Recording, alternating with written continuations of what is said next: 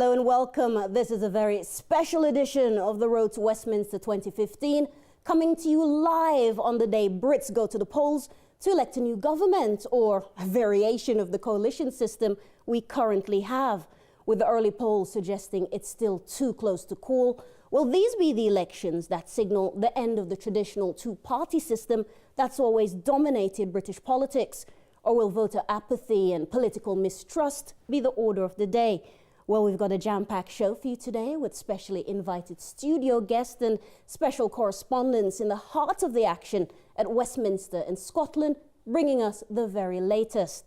Now, with each party desperate to get over that 323 threshold to claim an outright parliamentary majority, the race could not be tighter.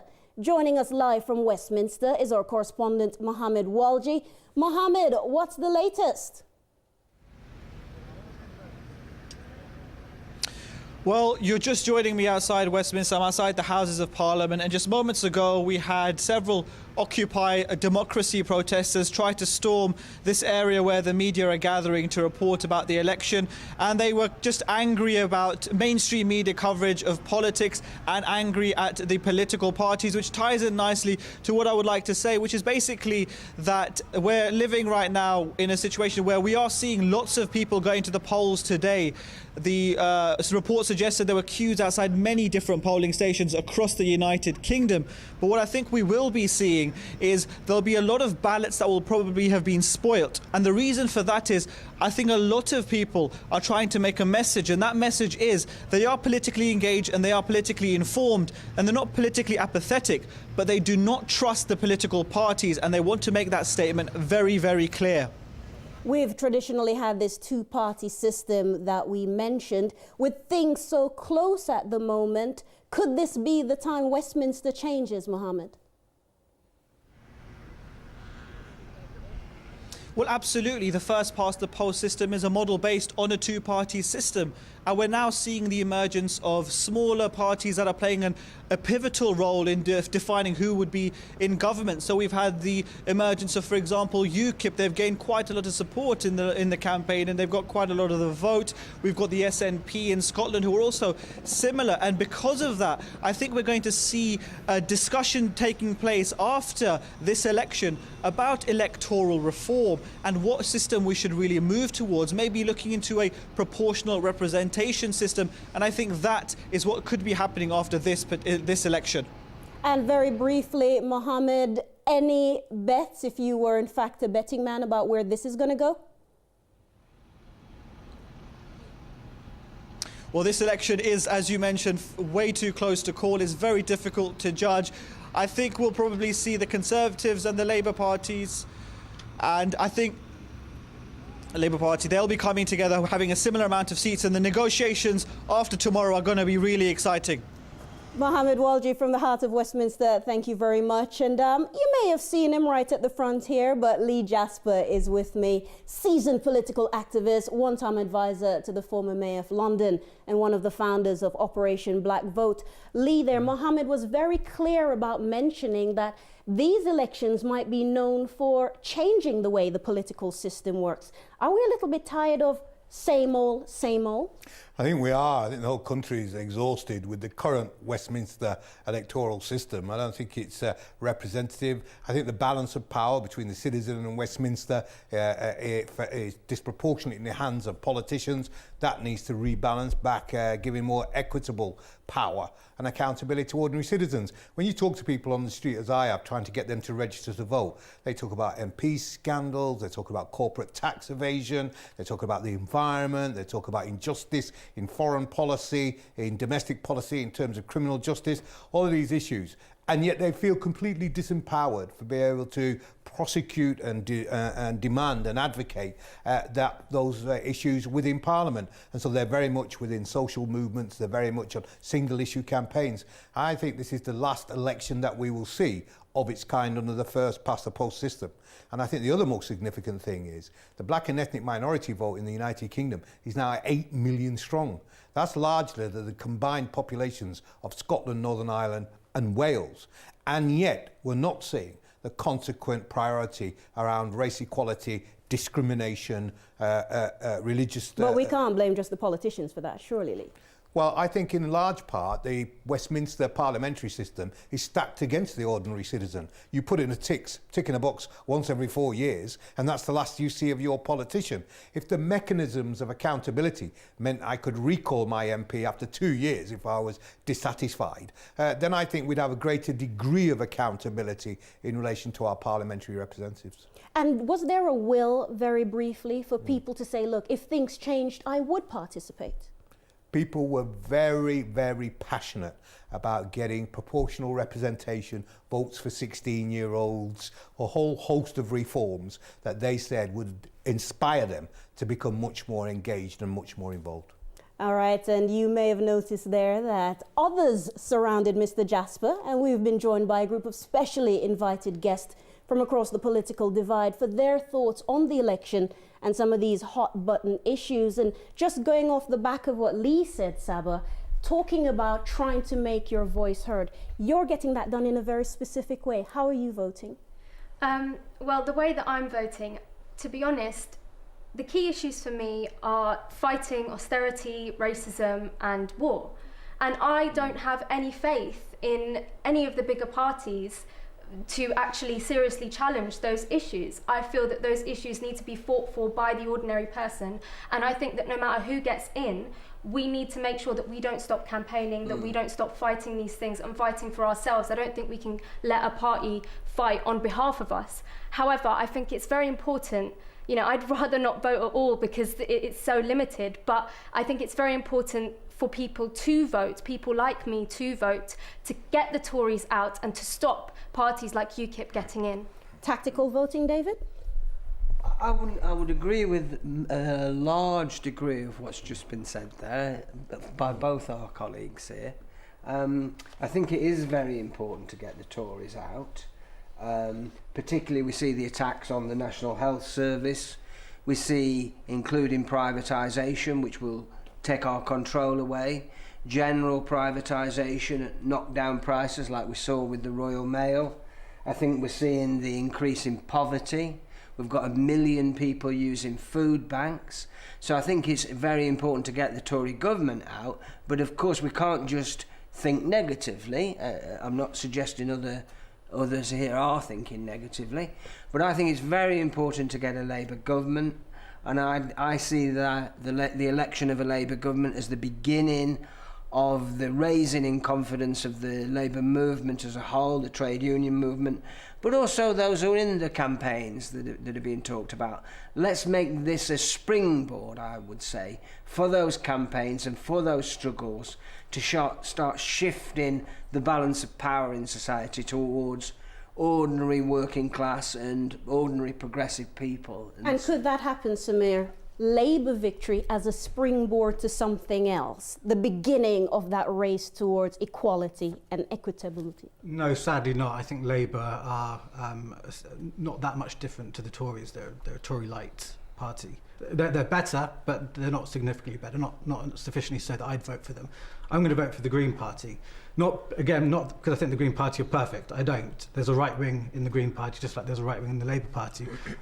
Fundamentally, I think you can only change society through campaigns, through social movements. That's the fundamental way that people change society. That's always been the case.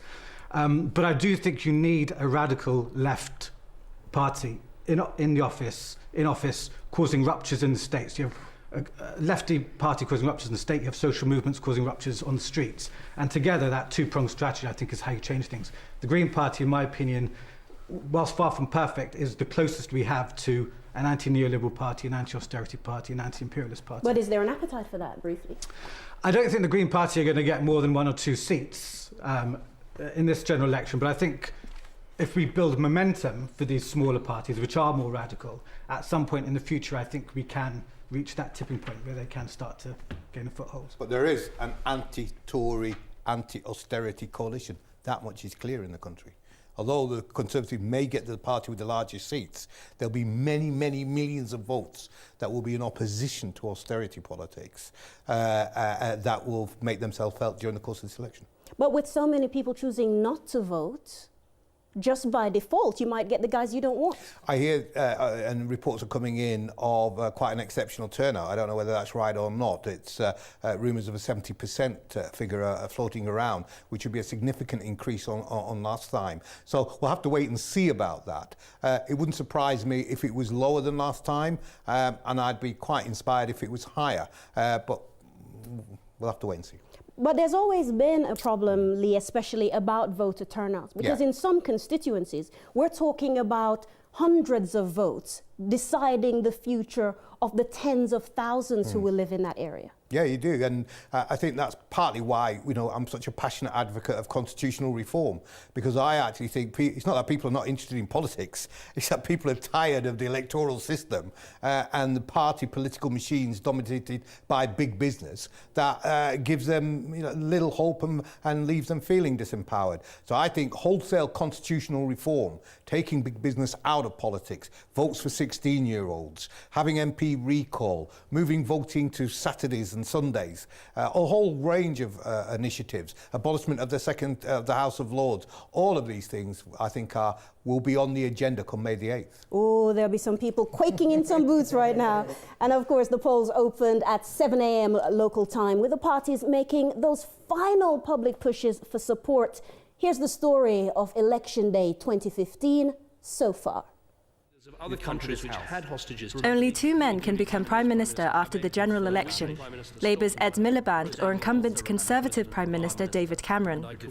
Cameron cast his vote in his Witney constituency just outside London. His pitch to the voters is that the economy is improving and only a Conservative government can deliver a full recovery after years of recession. Meanwhile, Miliband voted in his Doncaster constituency in the north of England. His argument is that the economic recovery is only being felt by the better off, and only a Labour government can steer the entire nation in a positive direction. But with both of the traditional parties losing the support of the public, neither is expected to be able to govern alone. So the Scottish National Party, which is predicted to wipe out Labour in Scotland, could well end up holding the balance of power. Millions of people have been voting in this election, but millions will also stay away from the polling centres, disaffected by a political class they feel don't represent them. And at this polling station in West London, views were mixed, reflecting the genuine uncertainty over the outcome of the vote.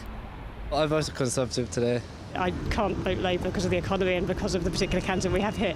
For Labour, because I think they're more supportive of people of my culture. I think I voted the Tories because they've brought the economy back on its legs again, so I hope wherever we get a stable government, that's it. Polls close at 10 p.m. local time tonight, and a result should be clear by Friday morning.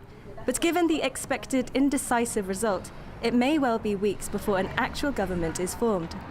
Camelia Shambayati, The Road to Westminster. And that's the story down south. But up north, the Scottish National Party have been the real stand-up, trying to shake up traditional Westminster politics. And our special correspondent, Ed Augustin, is in Glasgow, and he joins me live. Ed, you've been out and about St George Square. What's the mood there in Scotland? The mood's actually pretty positive up here, Amina. Obviously, this election's taking place on the back of the Scottish referendum that took place in September last year, which actually had an 85% voter turnout. That's the highest ever voter turnout in British electoral history. And speaking to people on the street here, whoever they're voting for, there's a feeling that referendum really catalysed and energised the electoral process. So there's feelings of positivity. I'm in Glasgow right now, which has, since time immemorial really, been a Labour stronghold, a real Labour heartland. And Labour are worried that they might be losing most of the seats here to the Scottish National Party. And what might happen, Ed, if Nicola Sturgeon's party gets a foothold in Westminster? How might things look? Well, in all cases, if that does happen, and the polls suggest that out of the 59 seats that are available in Scotland, the SNP are on board to win a massive 50-plus seats. If that happens, the first thing to take stock of is that is a political earthquake. This is something that hasn't happened in Scotland ever. It's always been Labour heartland during the 20th century, and it's a really significant phenomenon. In many ways, that puts Scotland at the centre of this UK general election. if there's a hung parliament and the SNP gets the showing that the polls are suggesting they might, that makes the SNP one of the kingmakers. And what will happen there, a possible coalition between Labour and the SNP, is a possibility. We have to wait to see what happens, because Nicola Sturgeon's been very, very clear that she wants to do whatever she can to block the Conservative parties from getting into Downing Street, whereas Ed Miliband, perhaps pressured by the right-wing press, has said that he's going to do no deals with the SNP. We'll see what happens. And Ed, just very briefly, has there been any kind of backlash with people in Scotland wondering why the campaigning has seemed so negative from Westminster's perspective? Yeah, there has actually. Speaking to people on the streets today, I was quite surprised. Just in terms of how strong the feeling is. A lot of the London media has been rallying behind scare stories about the SNP wanting to break the party, break the country in half. A Sun columnist just the other day described Nicola Sturgeon, the leader of the SNP, as a poison ginger short dwarf. So the scaremongering, in many ways, might be playing into the SNP's favour, because people are feeling that the metropolitan media down in London are really casting the Scots in a bad light, and that this might be playing into the SNP's favour. Thank you, Ed Augustine, there in Glasgow. And there were sounds of tithering with my studio audience. But very briefly on this one, Lee, there were conversations before the electoral process really got going with this campaign that it would be Nigel Farage's UKIP that we'd be discussing as potential kingmakers. What went wrong or right, depending on where you're on with this political discussion? Well, I just think the SNP's offer is a much more popular offer. I think it was remarkable that when we had the leaders debate where the SNP were involved, Natalie Bennett and Leanne Woods from Plaid Cymru, that lots of people were asking me in my community, how can I vote for the SNP?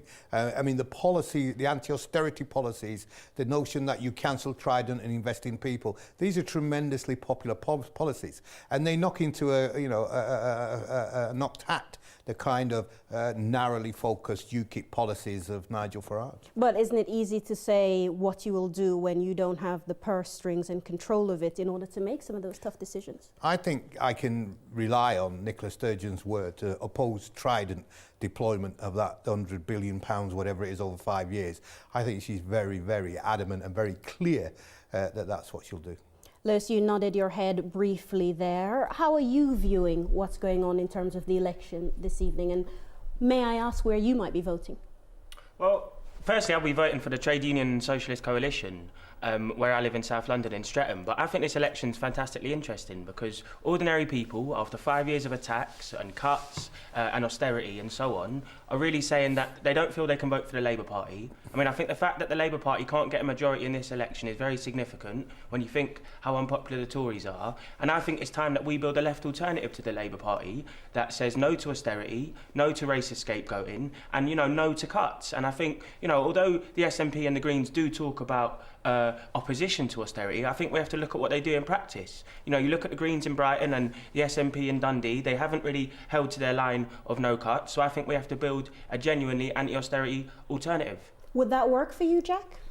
Yeah, I actually agree with that because as a British student, the mainstream consensus is that, we're supposed to pay for tuition fees and for education, like the commodification of public services is just, I don't think it's what Labour should be standing for. So I think, I actually agree with that we should build an alternative. But Imran, that alternative can be, there's so many divisions within that alternative. It's not just speaking with one voice. And when it comes to other issues like foreign policy and Islamophobia, who's speaking up for that group? Well, there are largely the left that are speaking on the lines of that we want a counter-terrorism policy, we want a foreign policy that is ethical, that doesn't scapegoat communities especially. And interestingly, the Labour Party has been more stronger on that particular line, especially with Islamophobia. So the other parties have been more implicit, but generally you've seen the more left the parties are, the more harmonious, the more multicultural, and the more the society that more ordinary people would want. Would that work for you, Saba? This idea of a coalition that's speaking with one voice? Yes, I think so. I mean, I think the most important thing to look for is a party which, you know, isn't just giving empty promises, a party which is, you know, rooted with ordinary people's needs. I think a lot of them, they say that they're opposed to this and that, and then they say that they're opposed to austerity, but can you really trust that? I think that we need to look for the alternative that puts people before profit, and I think that Tusk, which Lewis mentioned before, if I had the chance to vote for Tusk, I would. I think that's... Isn't that what a lot of people say though, Lee? If these guys ran in my area, I would put my X in that relevant box. But how do you mobilize people to get to those areas where you could make a difference? Because you can't build a movement out of thin air, surely. No, and I think, you know, to be fair, the criticism I would have of ourselves is that the British left is far too fragmented and probably one of the most fragmented in Europe, and therefore the kind of obvious unity that would bring about a umbrella coalition capable of really prosecuting radical politics has just escaped us. But, you know, economics is a powerful influencer of people's individual psychology and behaviour. And we are not through with our economic crisis yet. There's the Eurozone crisis to come. And what I find is that times of great economic stress comes greater opportunity for the kind of alliance building you're talking about. So I don't rule it out completely, but I have to say I'm disappointed at the lack of energy amongst the constituents of the left to bring that to being in reality not sooner. David, there's always been a question here about building bridges and unity, but part of that is also when people are opposed to a party, how is it that the Conservatives can still be pulling the numbers they have after all of this time? Because the Conservatives have a social base. They have the divisions in society that we've seen. Whilst we've got 1 million people, as I referred to earlier, up from 40,000, just 40,000 when the coalition government came to office. Now 1 million people on the one side are using food banks, whereas we see the more affluent in society. Look at their cars, look at their houses, look at the way they live. So there's a real social base and there is social polarisation. I think that therefore what we need to do in relation to a political coalition, rather than, I would argue, rather than trying to diversify our strategy, we need to try and develop a programme which is in the interests of ordinary working class people and progressive people and the most oppressed in society. And I think we can see a consensus in society around in a broad section opposed to the interests of big capital, around support for the National Health Service, support for the either control or nationalisation of the major utilities, as people see themselves being ripped off by, for instance, the energy companies. Would that work though for you, Lee? Would that work? Well, I think it would work. I think the problem is that for the Labour Party itself, it's seen as deserting its core constituency, and I think there's no greater. I think part of the damage is that when they got into bed with the Tories around the issue of the union post-referendum in Scotland, it sort of reinforced in people's mind that it is, and I love the fact that this is dynamic, but we have to leave it here because if you're in the UK, you may know that the polls close in just under 3 hours with the first official results expected around midnight local time. This has been The Road to Westminster, the live special edition. Make sure you follow us on Twitter, and in an hour you can call in to comment with your views on the elections. Thank you for watching. Thank you to my very special guest and correspondents. Until next time.